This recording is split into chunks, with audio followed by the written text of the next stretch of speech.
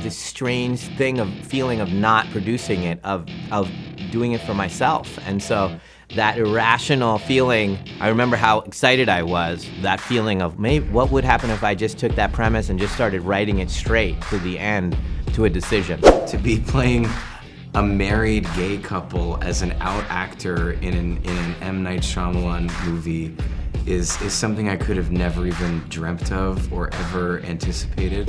He's so kind of methodical and specific as well, so he's kind of storyboarded everything before you even step on set, so you just feel like you're in such a safe pair of hands. He knows exactly, you just kind of know exactly what he wants.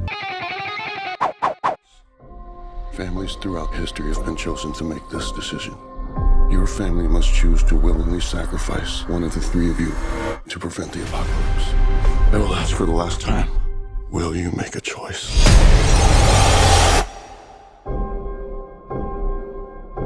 How did you discover this novel, and how did you know it fit kind of in your wheelhouse, so the story you wanted to tell?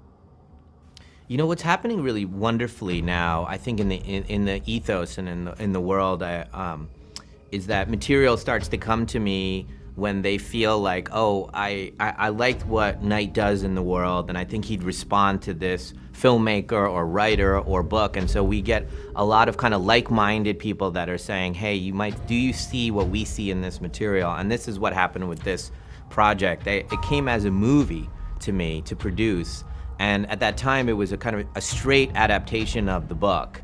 And I was so taken with the premise. I couldn't believe it. I mean, they could hear it in my voice that I thought the premise was incredible, like a once in 5, 6, 7 year idea. And I also felt equally strongly that the movement of the story in the book took a left turn that I felt was not the way I would have told that story. And I wish them all the best. They were so lovely. Everyone involved was so lovely. And they went off to try to make it on their own. They didn't come together. And then organically, at a later point, the book came back to me. And they said, the owners of the book said, we really, loved what you said. And would you be interested in it? And I said, and I was, at that point, I went, God, I have this strange feeling of not producing it, of doing it for myself. And so that irrational feeling, I remember how excited I was, that feeling of maybe what would happen if I just took that premise and just started writing it straight to the end, to a decision. Yeah. Yeah, no, I think that's an interesting, and I won't give away what that is, obviously, but I think that seems like it would have been an easy choice. I don't feel like that would have been your story at all. But how did you know the girl? She's really perfect here. How did you find her? This would be a case, I guess, this movie of kind of trusting the film gods a little bit, right? Because you got to go, is there a little Asian girl out there that's 7 or 8 years old that could be at the center of such a traumatic and beautiful story? And then is there a giant in the world that could do monologues? These are like, you don't know the world. Are there people, do they even exist in the world? And can you find them in time to make this story? And for me, when Kristen walked in and we had these auditions of all these little beautiful Asian girls all over that wanted to audition for me, and their parents were prepping them and all that stuff. And then this one girl, she did this really interesting audition, and I called her and I Zoomed with her. And I said, hey, and she's like, my name's Kristen. And I said, Kristen, how did you do this? And I said, your parents, do they speak English? And she said, yeah, they do, but it's not their first language. And I said, well, how did you prep for this audition? And she said, I just did it. And I said, you just did it? It was like a 6-page scene. And I said, you did it yourself? And she's like, yeah.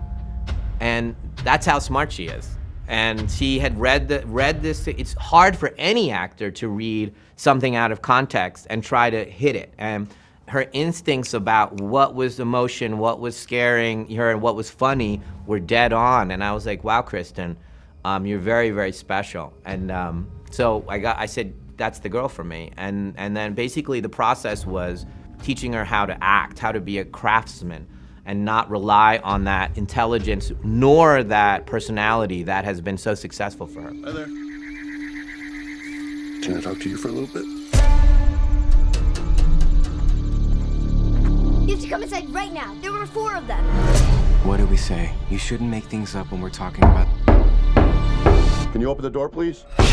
been a fan of yours for a very freaking long time. I'm excited to meet you in person finally. Well, on Zoom, but I think you're incredibly talented, so it's Thank a you pleasure so to meet much. you. Jimmy, I appreciate So that. you're welcome, sir. I gotta talk because M. Night has created Come on, such a. Jimmy. Oh, is it going crazy? Is it going? No, go off. Yeah. Go off. Knight is such a unique filmmaker. How did you guys get involved in this project, and were you aware of the book beforehand? Start with you, Jonathan. I sent in an audition tape. I got like a couple of scenes from my agent and made a tape, and then had a Zoom with Knight where we worked on those scenes, and then read the script after that second audition, and was pretty rocked by the storyline and the heightened elements of the movie. And then after reading the script and getting the job, went back and read the book before we started, and was pretty blown away by the book as well. And have you read, there's like some big changes between the book and the film, and someone that was just here a little bit ago made a good point that the themes of both the book and the movie are so incredible, and it's kind of amazing that there's two works of art of the same story, but with different points of view and different perspectives. But yeah, I think that the conceit of the story is amazing. We had Paul, the author of the book, on the set in about halfway through when we were shooting. He came by to say hello, and he told us that he wrote our characters based on people that he knew in his real life. And it felt accurate because the characters of Andrew and Eric are so specific and so well crafted. Wow. Well, Ben, what about you? How did you get involved? I guess in quite a kind of typical way. I got an email saying that I should make an audition tape for it, and just had the scenes. Obviously didn't have the script at all.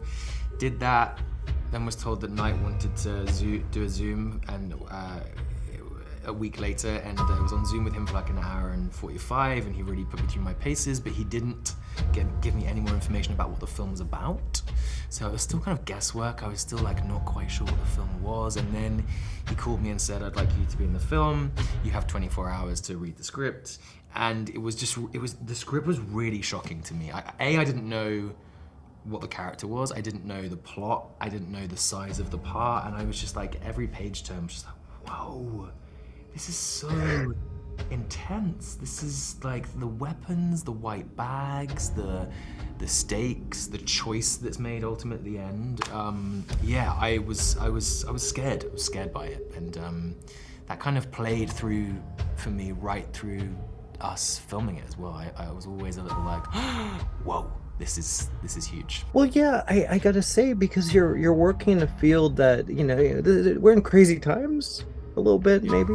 It's a little bit dealing with this stuff, the cult mentality that's going on with some, the destruction, all this stuff is going on.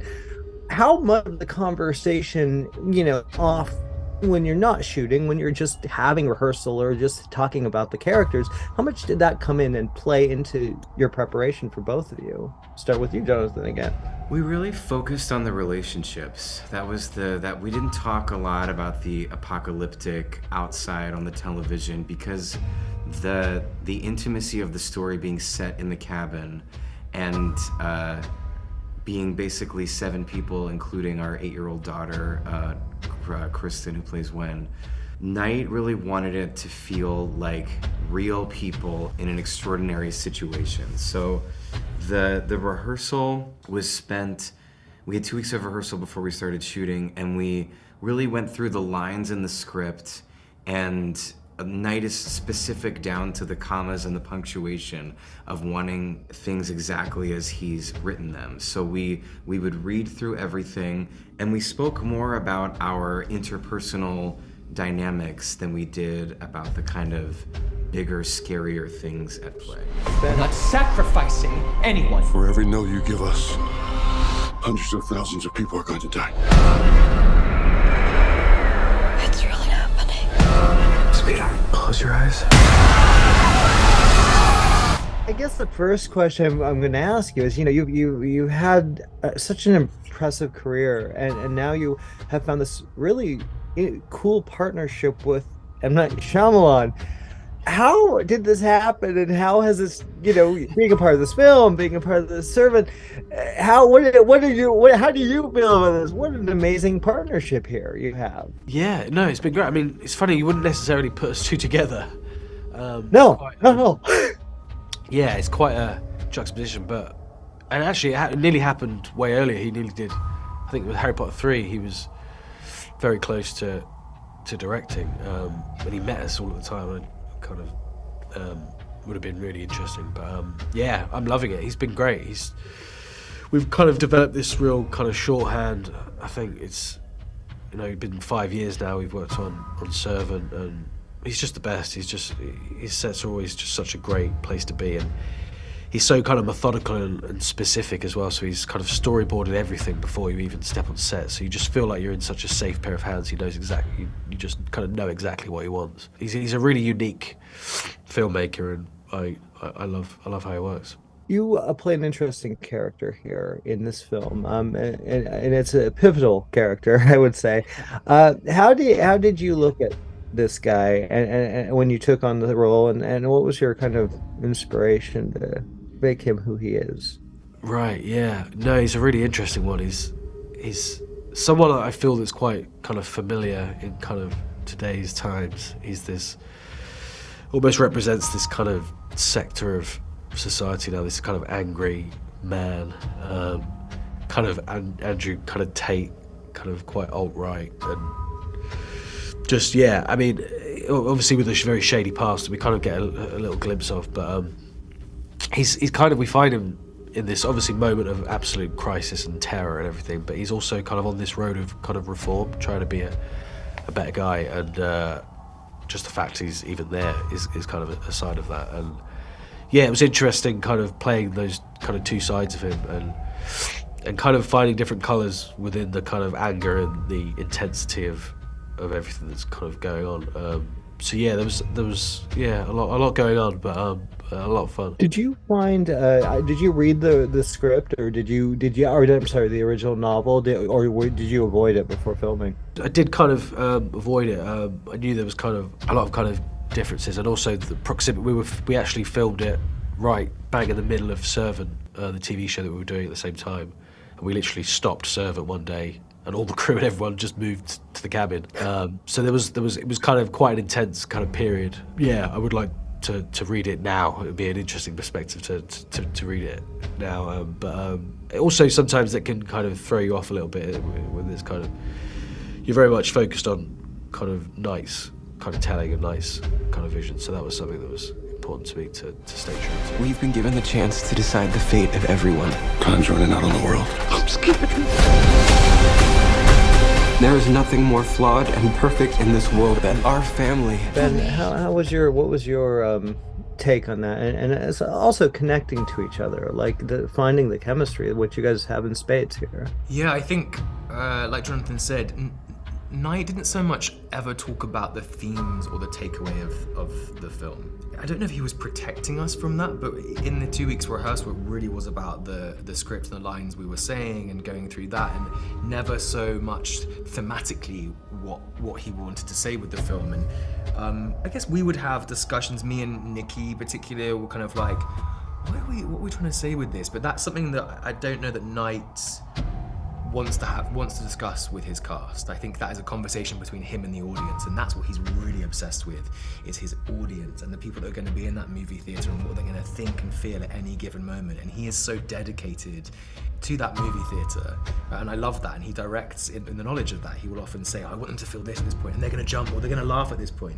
He often wants people to laugh when you're not expecting, particularly as an actor. You're like, wait, you think they're going to laugh there? And sure enough, I saw it on Wednesday with an audience, and everywhere he said they were going to laugh in when we made it, they laughed for sure, for real. To our chemistry, we had this 2-week rehearsal period, which is unusual on a project, in which to get to know each other and bond with Kristen. And I think like that kind of family-friendly dynamic that we were creating really helped us get to know each other really quickly. But also just on day one, I think Knight cast this really well. In fact, he never chemistry read us together. We never met before day one of the job, which is, I think, testament to him and what his knowledge of people, and kind of just like going, these guys are gonna match well together. And we really did. It was like, we started chatting when Jonathan got in the car, and it was just like a never-ending conversation. You couldn't shut us up. We were like a couple of little schoolgirls. Well, it's just cool to see in horror this kind of a gay couple represented in a way. This is their film. It's, you guys are the focus, and what you're bringing, and you've adopted this beautiful girl, young girl, and it's such an interesting dynamic we don't see a lot in horror. Did you feel that? Did you feel going into that like this is a big deal? It feels like such a gift and such a privilege, honestly, to be, I came out 15 years ago and really felt like I'm just gonna continue. I was doing theater at the time, and this was before gay marriage even was legal in 2009.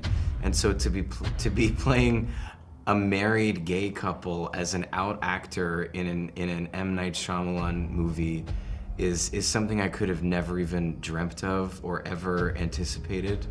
And it's a real honor. It's truly an honor to be riding that wave of progress, for sure. No, it's huge. Ben, did you feel this? Did you feel the kind of the bigness of that?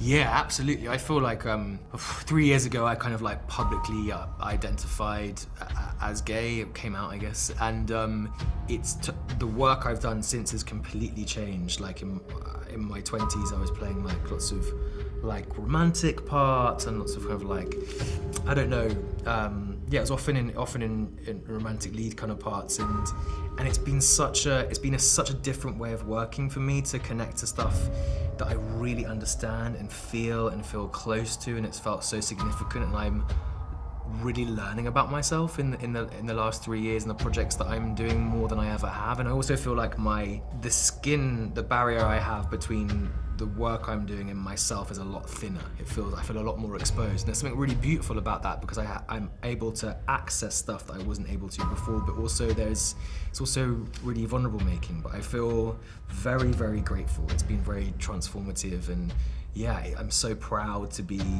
like Jonathan said, riding a wave of progress, and just very thankful.